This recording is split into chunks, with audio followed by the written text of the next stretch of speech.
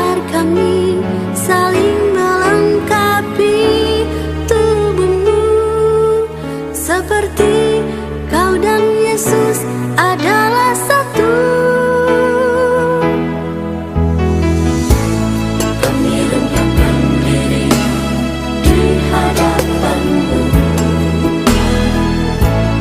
membawa hancur hati saat berseru, agar kami saling melengkapi tubuhmu, seperti kau dan Yesus adalah satu. Jadikan kami satu, seperti kerinduanmu, agar dunia tahu bumi nyata dari kasihmu. Sebelum kami pergi memberitakan kasihmu, mulailah dari kami lebih dulu, jadikan kami satu.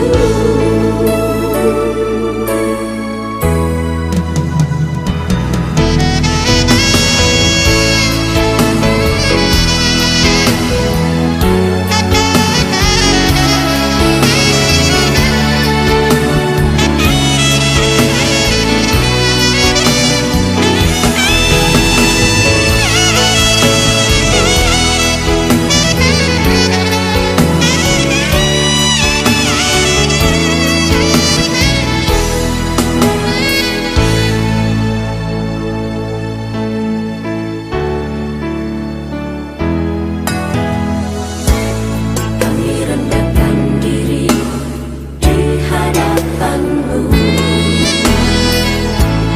membawa hancur hati saat berseru, agar kami saling melengkapi tubuhmu, seperti kau dan Yesus adalah satu. Jadikan kami satu, seperti kerinduanmu, agar dunia tahu bumi nyata dari kasihmu. Sebelum kami pergi memberitakan kasihmu, mulailah dari kami lebih dulu, jadikan kami satu. Jadikan kami satu. Shalom Bapak Ibu, saudara-saudara sekalian, salam sejahtera untuk kita semua. Jumpa lagi bersama saya di Pedoman Hidup Kristiani. Dan hari ini saya kembali mengajak kita untuk merenungkan kebenaran firman Tuhan. Bacaan firman Tuhan untuk kita hari ini terambil dalam Injil Matius pasal 12 ayat 25. Dan kita akan baca juga Lukas 11 ayat 17. Matius 12 ayat 25, demikian bunyi firman Tuhan. Tetapi Yesus mengetahui pikiran mereka, lalu berkata kepada mereka, setiap kerajaan yang terpecah-pecah pasti binasa, dan setiap kota atau rumah tangga yang terpecah-pecah tidak dapat bertahan. Lalu Lukas 11 ayat 17 berkata, tetapi Yesus mengetahui pikiran mereka, lalu berkata, setiap kerajaan yang terpecah-pecah pasti binasa, dan setiap rumah tangga yang terpecah-pecah pasti runtuh. Nah, bagian ini kita bisa baca juga di dalam Markus pasal 3 ayat 24 dan 25. Nah, Bapak Ibu Saudara sekalian, melalui nas bacaan ini saya akan memberi tema buat renungan kita hari ini, yaitu pentingnya membangun unity atau keharusan membangun unity. Apa itu unity? Unity itu artinya persatuan atau kesatuan. Nah, Bapak Ibu sekalian, bagian firman Tuhan yang kita baca tadi adalah jawaban Yesus atas tuduhan orang Farisi yang mengatakan bahwa Yesus mengusir setan dengan kuasa Beelzebul, penghulu setan. Karena itu Yesus menjawab mereka dengan berkata, jika setan mengusir setan, maka ia melawan dirinya sendiri, dan akibatnya ia akan terpecah-pecah dan kerajaannya tidak dapat bertahan. Menariknya, Yesus menggunakan analogi kerajaan, kota, dan rumah tangga untuk menjelaskan pentingnya membangun persatuan atau unity. Nah, kerajaan di situ bisa diterjemahkan negara, dan kota itu adalah wilayah pemerintahan yang lebih kecil, sementara rumah tangga itu adalah lembaga terkecil dalam masyarakat. Ketiga-tiganya butuh yang namanya unity.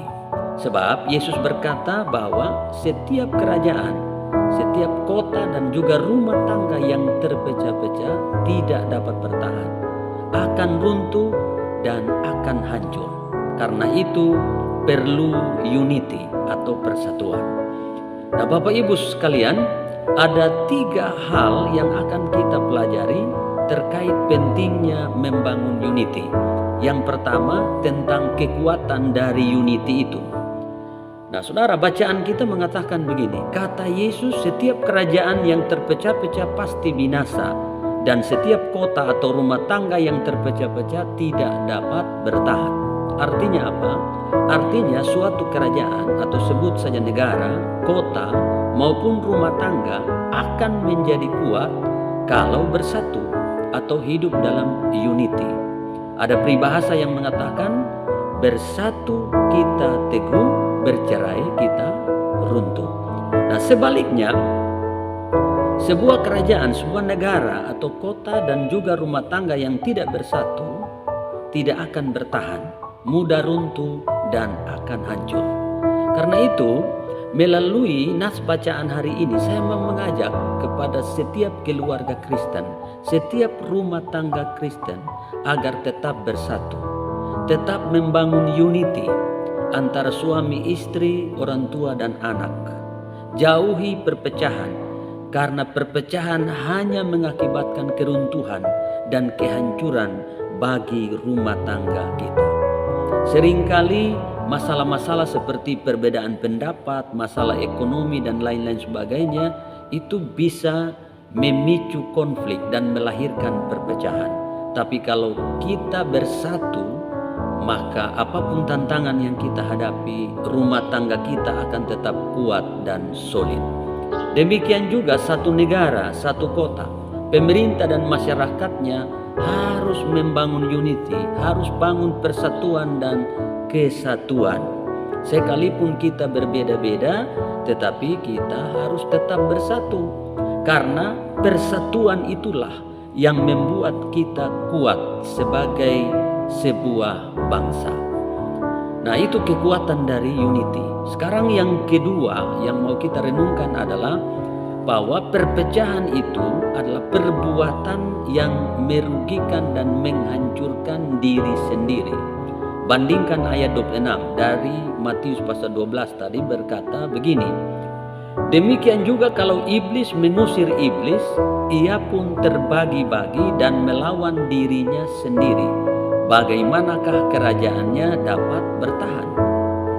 Nah, saudara, penjelasan ini secara tersirat mau mengatakan bahwa perpecahan dalam suatu negara, kota, juga dalam rumah tangga itu bukan merugikan orang tertentu atau orang lain, tetapi merugikan diri kita sendiri. Tidak ada yang diuntungkan atau menang dalam sebuah konflik, dalam sebuah perpecahan. Yang ada adalah sama-sama rugi dan sama-sama menderita. Mengapa demikian? Karena kita adalah satu tubuh. Rumah tangga itu satu tubuh. Jemaat itu satu tubuh. Demikian juga negara dan kota di mana kita menjadi bagian di dalamnya harus dipandang sebagai satu tubuh. Yang satu sakit, semuanya pasti merasa sakit. Nah, bandingkan Efesus 5 ayat 28 dan 29. Ini khusus tentang hubungan suami istri atau berbicara tentang keluarga. Di sana dikatakan, demikian juga suami harus mengasihi istrinya sama seperti tubuhnya sendiri. Siapa yang mengasihi istrinya mengasihi dirinya sendiri. Sebab tidak pernah orang membenci tubuhnya sendiri, tetapi mengasuhnya dan merawatnya, sama seperti Kristus terhadap jemaat. Nah saudara, jadi suami adalah kepala, istri dan anak-anak itu adalah tubuhnya. Tapi kepala dan tubuh itu terikat menjadi satu. Sehingga kalau kepala melukai tubuh, kepala juga yang sakit. Sebaliknya kalau tubuh melukai kepala, kepala sakit, tubuh juga ikut sakit. Itu artinya perpecahan di dalam rumah tangga, dalam satu lembaga yang namanya keluarga, tidak ada yang diuntungkan. Semuanya sama-sama rugi. Tidak ada yang senang sendiri di situ, karena akibatnya mendatangkan penderitaan bersama. Karena itu jauhi pertikaian, jauhi perpecahan. Sebaliknya bangun unity, karena unity itu mendatangkan kebaikan bersama. Kemudian hal yang ketiga yang kita renungkan adalah unity itu mendatangkan berkat Tuhan. Bapak Ibu saudara-saudara sekalian, selain unity itu menjadikan satu komunitas, apakah itu negara, kota, rumah tangga, jemaat, menjadi kuat. Tetapi juga unity itu mendatangkan berkat Tuhan bagi orang-orang atau kelompok yang membangun unity itu sendiri. Nah, unity pertama yang kita bangun adalah tentunya unity dengan Tuhan. Lalu kemudian unity dengan sesama, dimulai dari keluarga kita, kemudian unity dengan lingkungan masyarakat dalam satu kota, unity dengan jemaat dalam satu gereja, dan unity dengan masyarakat dalam satu bangsa. Nah, apa dampak yang akan terjadi dalam hidup kita kalau kita membangun unity? Nah, kita akan renungkan beberapa ayat berikut ini. Pertama, kita akan lihat ayat 30 dari bacaan kita Matius 12 tadi. Dikatakan, siapa tidak bersama aku, ia melawan aku. Dan siapa tidak mengumpulkan bersama aku, ia mencerai-beraikan. Nah, paralel dengan itu kita bisa baca dalam Markus 9 ayat 40, yaitu dikatakan, barang siapa tidak melawan kita, ia ada di pihak kita. Nah, dua ayat ini menjelaskan betapa pentingnya kita membangun unity dengan Tuhan. Artinya kita harus bersama Tuhan, kita harus berada di pihak Tuhan. Nah, kemudian Roma 8 ayat 31 berkata, sebab itu apakah yang akan kita katakan tentang semuanya itu? Jika Allah di pihak kita, siapakah yang akan melawan kita? Nah, Bapak Ibu bayangkan betapa luar biasanya kalau kita membangun unity dengan Tuhan. Betapa luar biasanya kalau kita bersama Tuhan, kalau kita ada di pihak Tuhan dan Tuhan di pihak kita. Alkitab berkata, tidak ada yang bisa melawan kita. Lalu ayat-ayat lain yang menerangkan tentang unity dengan sesama, mulai dari keluarga, lalu kemudian kepada lingkungan masyarakat di mana kita berada. Matius 18 ayat 19, di sana dikatakan begini, dan lagi aku berkata kepadamu, jika dua orang daripadamu di dunia ini sepakat meminta apapun juga, permintaan mereka itu akan dikabulkan oleh Bapakku yang di sorga. Wow, luar biasa. Saudara-saudara sekalian, ini yang namanya doa sepakat atau doa dalam unity. Alkitab berkata, bahkan Yesus sendiri berkata bahwa kalau kita berdoa dalam unity, maka doa kita pasti dikabulkan oleh Bapa di surga. Kemudian Mazmur pasal 133 ayat 1 sampai dengan ayat 3. Di sana dikatakan, sungguh alangkah baiknya dan indahnya apabila saudara-saudara diam bersama dengan rukun. Diam bersama dan hidup rukun. Itu dikatakan alangkah baiknya dan indahnya. Nah saudara, lalu ayat yang ketiga, bagian B berkata, sebab kesanalah Tuhan memerintahkan berkat kehidupan untuk selama-lamanya. selama-lamanya.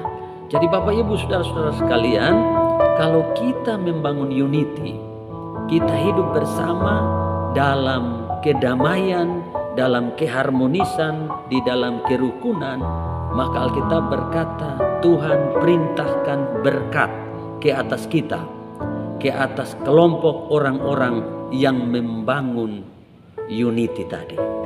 Betapa luar biasanya unity itu, karena melalui unity Tuhan memberkati kita. Nah, sebagai penutup saya mau katakan begini, salah satu penyebab hidup kita, rumah tangga kita, jemaat maupun bangsa dan kota kita tidak kuat dan jauh dari berkat Tuhan adalah karena tidak bersatu dan tidak hidup rukun. Karena itu Bapak Ibu Saudara sekalian, mari mulai dari sekarang membangun unity, bangun persatuan dan kesatuan, supaya kita tetap kuat, kita tetap maju, dan kita diberkati oleh Tuhan.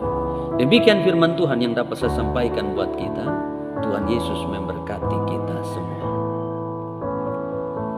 Baik Bapak Ibu saudara-saudara sekalian, untuk menutup pertemuan kita hari ini, saya mau berdoa buat kita semua. Mari kita berdoa. Bapa di surga, kami berterima kasih hari ini Tuhan ingatkan kami untuk kami membangun unity, baik dalam keluarga rumah tangga kami, dalam jemaat di mana kami bertumbuh, bahkan membangun unity di kota kami dan di dalam bangsa kami. Karena kami tahu bahwa dengan unity kami kuat, kami maju, dan kami diberkati oleh Tuhan. Hamba mau berdoa buat setiap rumah tangga yang mungkin saat ini hubungan suami istri, orang tua dan anak tidak harmonis. Hamba berdoa Tuhan pulihkan mereka. Tuhan juga pulihkan jemaat yang tidak rukun, jemaat yang tidak bersatu. Dalam nama Tuhan Yesus, Tuhan pulihkan. Kota atau bangsa yang tidak hidup rukun, Tuhan pulihkan dalam nama Tuhan Yesus. Datanglah kerajaan-Mu atas kami semua, jadilah kehendak-Mu, nyatakan kuasa-Mu, pulihkan kami sehingga kami hidup rukun satu dengan yang lain. Kami hidup dalam unity, hidup dalam persatuan, dan kami diberkati oleh Tuhan. Di dalam nama Tuhan Yesus Kristus kami berdoa mengucap syukur. Amin. Baik, sampai jumpa di pertemuan berikutnya. Tuhan memberkati. Satukan kami,